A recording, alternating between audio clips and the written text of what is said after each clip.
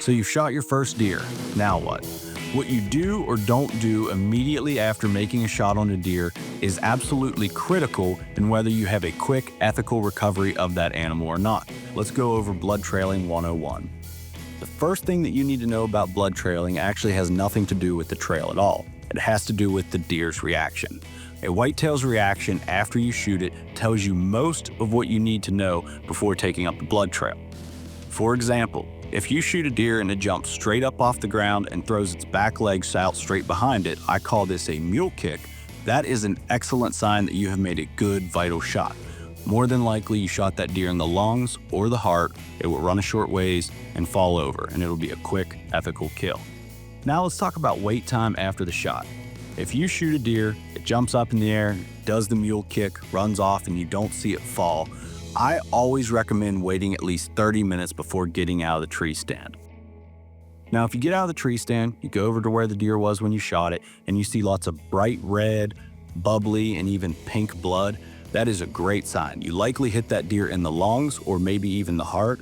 Feel free to go ahead and pursue the blood trail. It'll probably be a short one. However, if you go over to the site of the shot, you don't find much blood, maybe you only find some hair, or even worse, you find some brown or green stomach matter, that is not a good sign at all. You likely either gut shot that animal, maybe you got lucky and hit it in the liver, but more than likely you put a either non-fatal hit on the animal or you put a fatal hit on the deer that will take a much longer time for the animal to expire. Let's go over some tips that you can apply while blood trailing the animal to help you make a good, quick recovery. The first thing I like to do is always mark last blood.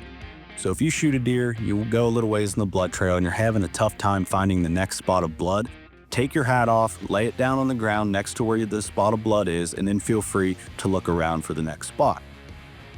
If you're by yourself, another great way to do this is with orange ribbon. If you're going through the woods tying orange ribbon where you're finding blood, you'll have a very clear indication of where the blood trail is, and you'll be able to visualize through the woods where that deer went, and potentially it will help you find him later. Now I want to talk about something I call the half moon trick. So if you're blood trailing, as we've talked about, you get to a point, you can't pick up the blood trail. What do? What I like to do is to take a few steps out in front of last blood, maybe only go out 2 or 3 feet, and then make what I call a half circle around the spot where last blood is. If I don't locate blood on that first half circle, what I'll do is step out a few more feet, make a bigger half circle. Eventually, by making these half circles, you should run into the next spot of blood and then pick up the blood trail and follow it till its end. One unfortunate reality that all deer hunters face is having a blood trail completely dry up on you. If there's ever any doubt on a blood trail or ever any doubt about shot placement, get a second opinion. Call a hunting buddy, ask someone at the trailhead if they could give you a helping hand. This is crucial because sometimes you get involved in the blood trailing process, your emotions are high because you shot the animal, you really want to recover it. And what really could help you out is a fresh opinion and a fresh set of eyes.